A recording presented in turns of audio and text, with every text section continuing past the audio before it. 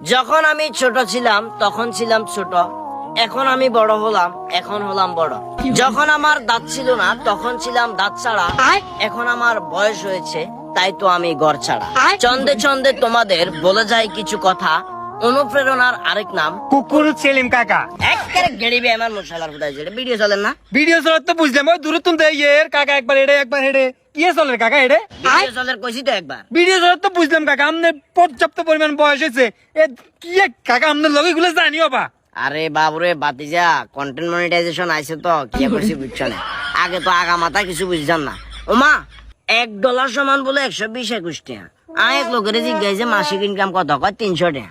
হ্যাঁ 300 টাকা কইছে না, 300 টাকা লাইনে সারা দিন যুদ্ধ করি এলো, কয় না 300 টাকা এখন তো আইয়ে ডলার, কিন্তু বাংলাদেশে যখন এখন ধরে কুচি কুচি করে বাঙ্গি এলাই হরে $1 সমান হয়ে যায় 120 টাকা 21 টাকা। হিসাব করে দেখলাম যে $300 সমান প্রায় 40,000 টাকার মতো। হিললে বলি ব্যাগ কিছু বাদ দি, গরু গোতা নাশ মরক ছাগল দোকান পাট ব্যাগ বাদ দি এখানে তো নাম দিয়ে লেছেন কেন কাকা?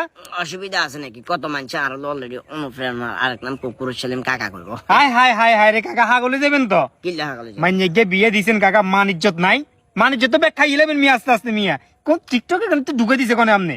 আমার পিছনে সমালোচনা করে তারা, এরপরে লাইনে মিলাইতে কবি তো এগুলা মিলাইতে সময় নিজের লাগে। কবি দাবি করেন কেন? কবি বলতে গুগলে সার্চ করে লাইন দুয়ে কাকা আরেককে ছন্দ শুনান চাইন, হ্যাঁ আর টিকটকে দিমু তাই।